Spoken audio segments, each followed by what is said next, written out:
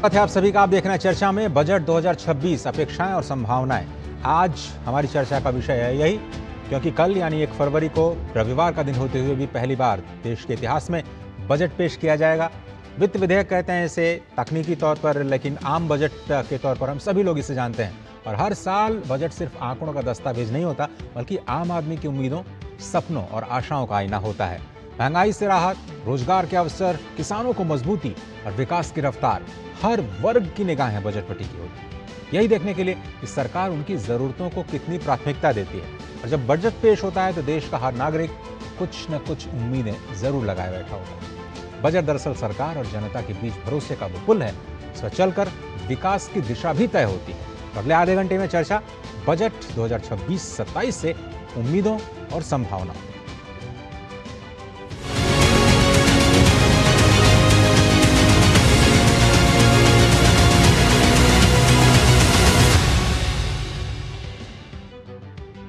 अब बजट सत्र की शुरुआत में मीडिया को संबोधित करते हुए प्रधानमंत्री मोदी ने कहा कि सरकार अब रिफॉर्म एक्सप्रेस को लेकर के आगे बढ़ रही है और इसीलिए उम्मीद जगी है कि बजट में भी आर्थिक सुधारों के कई नए कदम देखने को मिल सकते हैं।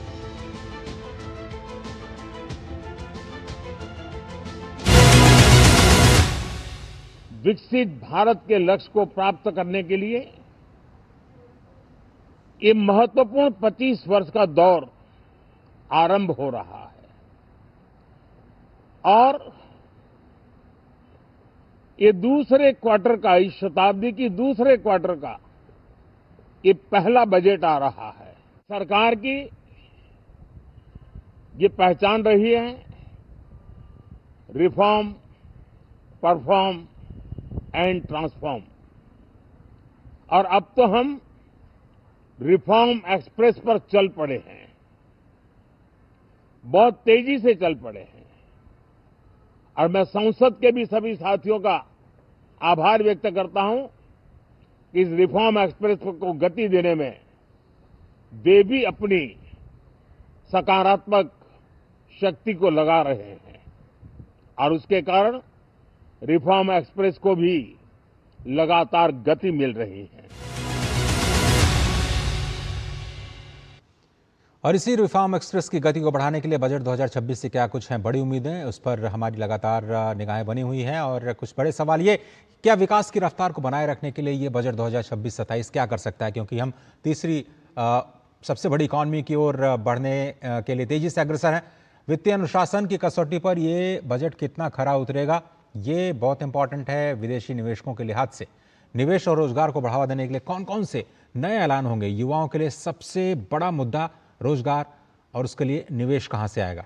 बुनियादी ढांचे पर सरकार लगातार खर्च बढ़ाती जा रही है, क्या इस बार भी जो कैपेक्स है उसमें बढ़ोतरी होगी। किसान और ग्रामीण अर्थव्यवस्था को बजट से कैसे बढ़ावा मिलेगा, इस पर भी सभी की निगाहें रहेंगी, क्योंकि इस पर बड़ी जनसंख्या निर्भर है। विकसित भारत जी राम जी, ये नई परियोजना जिसका जिक्र किया गया सरकार के द्वारा, उसके लिए क्या कुछ आवंटन होना है, उस पर भी निगाहें रहेंगी। शिक्षा, स्वास्थ्य और कौशल विकास बहुत इंपॉर्टेंट फैक्टर विकसित भारत के लिए, उस पर किस तरह से बजट आगे बढ़ेगा, उस पर हम निगाह रखेंगे। और रिफॉर्म एक्सप्रेस को कितनी रफ्तार देगा, यही सबसे बड़ा सवाल जिसका जिक्र प्रधानमंत्री भी कर रहे थे। रक्षा क्षेत्र में आत्मनिर्भरता बढ़ाने के लिए सरकार का कितना बड़ा फोकस होगा, रक्षा बजट कितना बढ़ाया जाएगा, उस पर भी आपको तफसील से जानकारी देंगे। और 2026-27 में AI, डेटा सेंटर और नई उभरती हुई तकनीक को लेकर के सरकार क्या कुछ बड़े कदम उठाएगी। निर्यात बढ़ाने और आयात कम करने के लिए बजट में क्या कुछ होगा। मेक इन इंडिया यानी आत्मनिर्भर भारत को बढ़ावा देने के लिए, स्वदेशी को बढ़ावा देने के लिए बजट 2026-27 क्या कर सकता है। और आम आदमी के लिहाज से महंगाई जो कि बिल्कुल कंट्रोल में है, उसको काबू में रखने के लिए बजट में क्या कुछ ऐलान किए जा सकते हैं। यह है बहुत ही बेसिक सवाल जिस पर हम अगले आधे घंटे चर्चा करेंगे। हमारे साथ बहुत ही खास मेहमान जुड़ रहे हैं। अर्थशास्त्री रजत कथुरिया साहब, वरिष्ठ अर्थशास्त्री इस वक्त हमारे साथ हैं। कथुरिया साहब, बहुत धन्यवाद वक्त निकालने के लिए।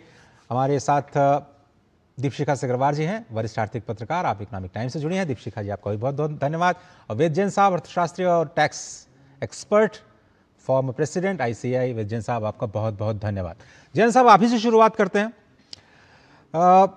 हमने पिछले बजट में देखा कि हमने डायरेक्ट टैक्स के मोर्चे पर बड़े रिफॉर्म देखने को मिले। आम आदमी के लिए कई अच्छी खबरें आई, बीच में सरकार ने जीएसटी के अगले सुधारों की भी घोषणा कर दी।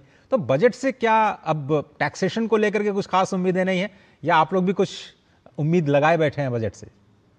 देखिए, जब बजट आता है और उम्मीद नहीं हो, ये तो नामुमकिन है।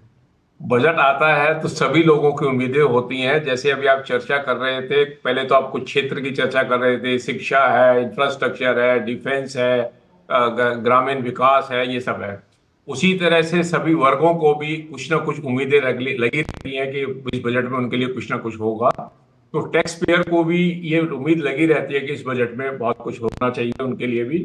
ये बात ठीक है कि पिछले 2 वर्षों में 2024 में जब मोदी जी की सरकार आई थी, तीसरा जो चरण आया था, उसके बाद उन्होंने कैपिटल गेन के अंदर बहुत भारी सुधार किया था, बड़ा सिंप्लीफिकेशन किया।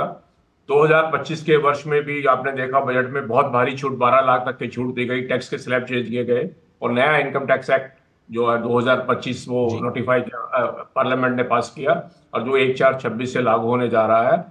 इसके बावजूद होने के एक दिशा दे, और जीएसटी का भी सुधार किया गया जो सितंबर 2025 में अनाउंसमेंट की गई, जीएसटी 2 जो फॉर रिफॉर्म कहते हैं। अब आज की डेट में जब बजट आ रहा है तो बजट एक इकोनॉमी अर्थव्यवस्था को एक दिशा देने के लिए उसकी कोर्स करेक्शन की जाती है। अभी आप चर्चा कर रहे थे कि रोजगार और मैन्युफैक्चरिंग को बढ़ावा देने की बहुत सख्त जरूरत है जी। इकोनॉमिक सर्वे में अगर आपने देखा होगा, जो 2 दिन पहले पार्लियामेंट में पेश किया गया, उसमें उन्होंने इकोनॉमिक सर्वे ने, सरकार ने ये माना है कि आज की डेट में आज की जीडीपी का हमारा एक मुख्य सोर्स सर्विस सेक्टर है। लेकिन अगर हमें अपने को सस्टेनेबल रखना है तो मैन्युफैक्चरिंग सेक्टर की जीडीपी की ग्रोथ को बढ़ाना होगा। हम सर्विसेज के ऊपर डिपेंड नहीं रह सकते जी। तो इसलिए मैन्युफैक्चरिंग को बढ़ावा देने के लिए इस वर्ष मुझे उम्मीद है कि इस बजट में टैक्सेस के अंदर इंडिया में जो मैन्युफैक्चरिंग की है, कॉर्पोरेट को जैसे 2019 में छूट दी गई थी कि आप अगर इंडिया में नई कंपनी मैन्युफैक्चरिंग शुरू करती है तो 15% का टैक्स लगेगा। तो मुझे ऐसा लगता है कि निवेश को बढ़ाने के लिए, मैन्युफैक्चरिंग में लाने के लिए, बाहर की कंपनी को इंडिया में आमंत्रित करने के लिए, रोजगार बढ़ाने के लिए एक जो छूट उम्मीद आ सकती है वो 15% जो टैक्स कॉर्पोरेट का नई मैन्युफैक्चरिंग पे वो आ सकता है। अच्छा। पर्सनल टैक्सेशन पे मैं नहीं समझता कि कोई बहुत भारी हेर फेर आएगा, क्योंकि सरकार को बजट बैलेंस भी करना होता है और आफ्टर कलेक्शन भी बहुत जरूरी है। लेकिन कुछ छोटी मोटी बेनिफिट दिया जा सकता है, और मैं समझता हूं कि जो सैलरीड एम्प्लॉयज हैं जिनकी वेतन से इनकम आती है, तो उसकी जो स्टैंडर्ड डिडक्शन है जो 75,000 रुपए तक की मिलती है, हो सकता है उसमें छोटा सा सुधार किया जा सकता है। लेकिन बाकी एग्जेम्पशन डिडक्शन जो एटीसी, पीपीएफ, इन्वेस्टमेंट वगैरह में, उसमें कुछ नहीं आएगा, क्योंकि ये ओल्ड रेजिम का पार्ट है और सरकार का पॉलिसी का है जी। ओल्ड रेजिम को फेज आउट करने का है। तो उसमें कोई छूट होने की मुझे उम्मीद नहीं लगती है इसके बारे में। सर मैं तो, वापस आता हूं आपके पास। रजत कथुरिया जी से थोड़ा सा जो मैक्रो इकोनॉमी है उसको लेकर के चर्चा को आगे बढ़ाते हैं। रजत जी, किस तरह से आप देखते हैं फिस्कल डेफिसिट के नंबर्स, आने वाले जो मैक्रो इकोनॉमिक आंकड़े हैं बजट में, वो किस तरह की तस्वीर दिखा रहे हैं लेटेस्ट इकोनॉमिक सर्वे जो आया है उसकी रोशनी में भी? जी, तो मैक्रो इकोनॉमिक्स सिनारियो जो है अभी काफी हद तक अच्छा चल रहा है। मैक्रो जो ऊपर के नंबर्स हैं, जो हमारी जीडीपी ग्रोथ है वो भी अच्छी है, मैक्रो फंडामेंटल्स भी अच्छे, इन्फ्लेशन कम है, फिस्कल कंसोलिडेशन भी हो रहा है। लेकिन इसमें एक जो चीज आई है जो हमें वरी करती है, जो हमें एंग्शियस करती है, वो ये है कि नॉमिनल जीडीपी का जो ग्रोथ हमने पिछली बार सोचा था कि 10% से ज्यादा होगा, 2 आंकड़ों में होगा, इस बार वो कम हो गया है। और रियल जीडीपी और नॉमिनल जीडीपी में जो फर्क होता है वो थोड़ा कम है। उसको सरकार को सुधारना पड़ेगा, नॉमिनल जीडीपी को बूस्ट करना पड़ेगा। इसलिए जैसे जैन साहब ने बोला, इसको बूस्ट करने के लिए हम टैक्स में थोड़ा सा चेंज कर सकते हैं, इधर उधर कर सकते हैं। मुझे लगता नहीं है कि कॉर्पोरेट इनकम टैक्स और पर्सनल इनकम टैक्स में ज्यादा कुछ चेंजेस आएंगे। चेंजेस अगर आएंगे तो आएंगे इन्वेस्टमेंट में, क्योंकि प्राइवेट इन्वेस्टमेंट काफी हद तक कम हो रहा है और उतना नहीं बढ़ रहा है जितना हम चाहते हैं। तो निजी निवेश को हम ज्यादा बढ़ावा देंगे मुझे लगता है इस बजट में, और निजी निवेश को वहां बढ़ावा देंगे जहां हम नौकरियां क्रिएट कर सकें, लेबर इंटेंसिव मैन्युफैक्चर में ज्यादा हम इन्वेस्ट कर सकें। और पिछले कुछ सालों में आपने देखा होगा कि हमने काफी फ्री ट्रेड अग्रीमेंट साइन किए हैं। हालांकि WTO अच्छी तरह से फंक्शन नहीं कर रहा है, हमें एक्सपोर्ट मार्केट्स बढ़ाने हैं। इसी वजह से हमने ये 6, 7 या 8 पिछले दिनों हमने ईयू के साथ भी एक ट्रेड डील साइन की। मुझे काफी उम्मीद है कि वो रेटिफाई हो जाएगी यूरोपियन पार्लियामेंट में और हमारे कैबिनेट में भी रेटिफाई हो जाएगी। जी। ये सब जो फ्री ट्रेड एग्रीमेंट्स हो रहे हैं, मुझे लगता है इनसे मैन्युफैक्चरिंग सेक्टर को थोड़ा बढ़ावा मिल सकता है, और मैन्युफैक्चरिंग सेक्टर, खास करके लेबर इंटेंसिव मैन्युफैक्चरिंग सेक्टर को, ये बहुत ही जरूरी है। अभी प्रधानमंत्री ने कहा कि देखते ही देखते 25 साल गुजर गए और हम 2025 में आ गए हैं। हमें पता ही नहीं चला कि इतने साल गुजर गए और हम अब 2050 और 2047 की तरह अग्रसर हो रहे हैं, जहां हमें विकसित भारत की ओर ध्यान देना। और हम विकसित तभी हो पाएंगे, मुझे लगता है सर्विसेज सेक्टर के दम पर हम विकसित नहीं हो पाएंगे, हम विकसित मैन्युफैक्चरिंग सेक्टर के दम पे हो पाएंगे। और यही मौका है हमें, make in India, manufacturing, labour intensive manufacturing, और हमें नौकरियों की सख्त जरूरत है। और एक चीज मैं कहना चाहूंगा जरूरी, कि जो हम ये जो नौकरियों की हम बात करते हैं, ये गिग इकोनॉमी की जो बात करते हैं, कहते हैं कि इतने सारे लोग gig economy, is this a manifestation of strength और is this a manifestation of weakness? ये क्या एक हमारे लिए एक बिल्कुल सही बहुत बात है। स्ट्रेंथ है या वीक? और मुझे लगता है कि ये हमारी स्ट्रेंथ नहीं है, इनको हमें बेदखल करना चाहिए इन नौकरियों से। और ये तभी बेदखल हो पाएंगे जब हम मैन्युफैक्चरिंग सेक्टर में अच्छी नौकरियां दे पाएंगे, और ये निजी निवेश से ही आएगा। अभी तक जो हेवी लिफ्टिंग जिसे हम कहते हैं, वो पिछले कुछ सालों में हेवी लिफ्टिंग गवर्नमेंट कर रहा है, सरकार कर रही है। अब हमें प्राइवेट सेक्टर को ये चुनौती देनी चाहिए कि आइए आप निवेश करिए। दीपशिखा जी, चुनौतियों की बात की रजत सर ने, चैलेंजेस क्या होंगे वित्त मंत्री के सामने, ये देखते हुए कि फंडामेंटल्स बहुत मजबूत हैं, बहुत सारे पॉजिटिव्स जरूर हैं इकोनॉमी में, लेकिन मेन चैलेंजेस लगातार जो 8वां बजट पेश करने जा रही हैं, इंक्लूडिंग एक और इंटरिम बजट को जोड़ लें तो 9वां बजट वित्त मंत्री पेश करेंगी, इस बार की खास चुनौतियां उनके सामने क्या हैं? प्लीज अनम्यूट कर लें दीपशिखा। अगर हाँ जी, थैंक यू। अगर आप देखें तो इस साल के बजट की जो पृष्ठभूमि है, और जो पिछले वर्ष हमने देखा, जो एक वैश्विक स्तर पे अनिश्चितता बढ़ी हुई है, सबसे बड़ी चुनौती जो है वित्त मंत्री के सामने यही है कि इस वैश्विक चुनौतियां जिस हद तक बढ़ गई हैं देश के सामने, उस स्थिति में देश की अर्थव्यवस्था को क्या कुछ किया जाए जिससे उसे और मजबूत किया जा सके। क्योंकि 50% जो टैरिफ है अमेरिका जी। द्वारा जो लगाया गया है हमारे निर्यात के ऊपर, वो अभी भी बरकरार है। तो ये जो आने वाला साल है हमारे निर्यात क्षेत्र के लिए काफी कठिन होगा, और मैन्युफैक्चरिंग क्षेत्र में उसका असर जो है वो कुछ काफी हद तक दिखाई देगा। तो वैश्विक चुनौतियों की जो पृष्ठभूमि है, ये सबसे बड़ी चुनौती है। दूसरी सबसे बड़ी चुनौती ये है कि वित्त मंत्री से अपेक्षित है कि वो इस जो ग्रोथ की स्थिति है उसको मजबूत रखें आगे। जो पब्लिक एक्सपेंडिचर था, कैपिटल एक्सपेंडिचर, वो जारी रखें, क्योंकि निजी क्षेत्र से निवेश अभी उस स्तर का आना शुरू नहीं हुआ है। और ये सब उनको करना है ये ध्यान में रखते हुए कि वित्तीय स्थिति जो है वो खराब ना हो, क्योंकि वो विदेशी निवेशक खास तौर से देखते हैं। तो ये सारे मेजर्स जो ग्रोथ को प्रॉप कर सकें, अर्थव्यवस्था को और मजबूती प्रदान कर सकें, और उसके साथ साथ कि वित्तीय स्थिति जो है वो अपनी मजबूती ना खोए, फिस्कल कंसोलिडेशन चलता रहे। क्योंकि आने वाले वर्ष में हम जानते हैं पे कमीशन आएगा, उसके अलावा इस साल सरकार ने जीएसटी में कटौती की थी, तो वो एक चुनौती है। रजत जी ने जैसा कि शुरू में कहा, नॉमिनल जीडीपी ग्रोथ जो है, तो उसका असर इस साल भी देखा जाएगा। लेकिन चूंकि खर्चे में थोड़ी सी शायद बचत हो रही है, तो इसलिए फिस्कल डेफिसिट पे उसका असर ना भी हो। लेकिन अगला साल जो है वित्तीय स्थिति से भी काफी चुनौतीपूर्ण रहेगा।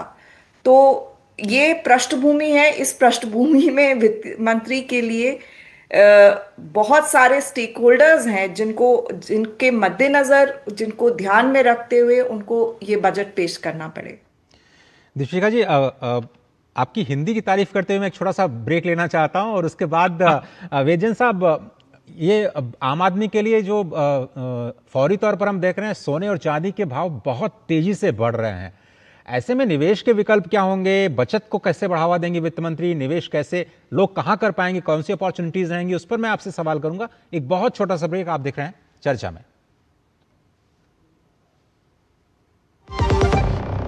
टिंग टिंग, अम्मा मैसेज मैसेज। मैं आपके मौसा के चाचा का नाती का पोता, शादी का कार्ड मैसेज में भेजा है, डाउनलोड करिए और आशीर्वाद दीजिए। मैं तो आपको जानती भी नहीं, फिर भी शादी का कार्ड खोलूं? मैं मूर्ख नहीं हूँ। क्या बात है अम्मा। यूपीआई कहता है अगर कोई अनजान नंबर से फाइल या लिंक भेजे तो क्लिक मत करो और कहो मैं मूर्ख नहीं।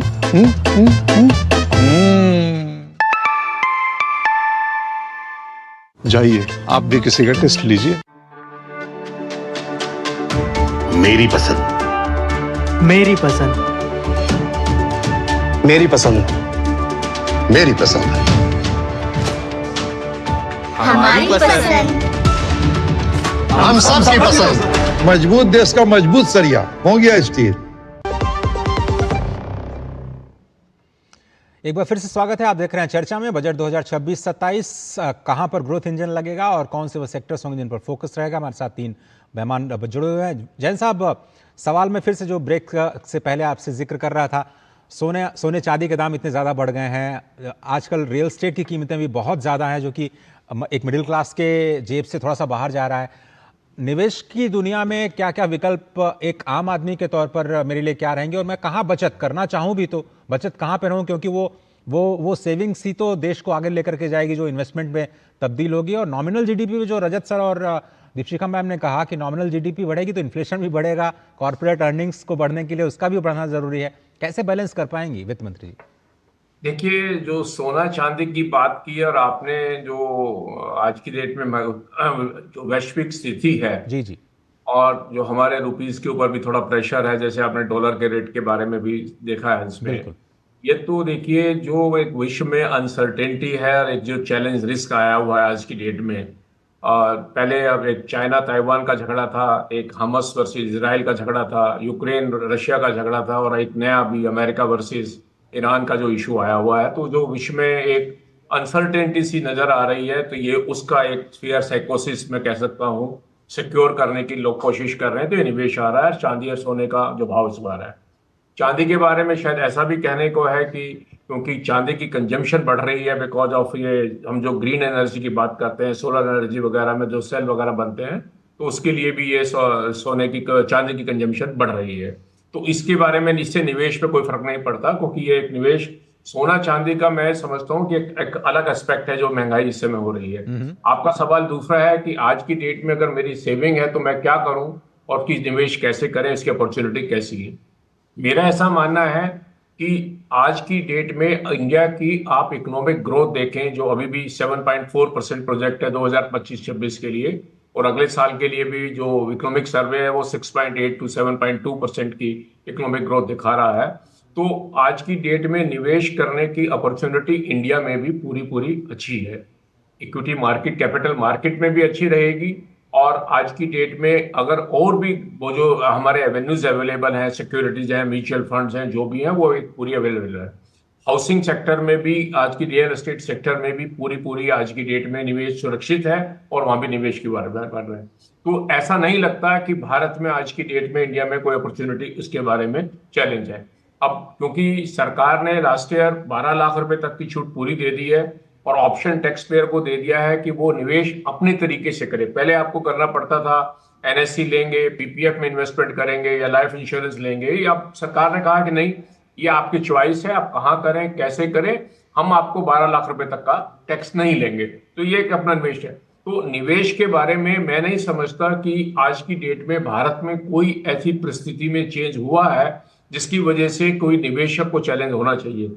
आपकी जो सेविंग्स है, आपकी जो इनकम है और जो आपका एक्सपेंडिचर है, उसके ऊपर जो ओवर एंड अब है, वो avenues as it is available है, पूरे सुरक्षित है, और उसमें कहीं चैलेंज नहीं है। आप निवेश क्या करते हैं, देखिए आप एक रीजनेबल गुड पार्ट, अगर आप लॉन्ग टर्म अपनी लाइफ की स्टेज देखते हुए, if you are young and you don't have an house, तो आप क्या करते हैं, आप सेविंग करके ओवर ए पीरियड एक्यूमुलेशन करते हैं ताकि आप अपने लिए घर ले सकें।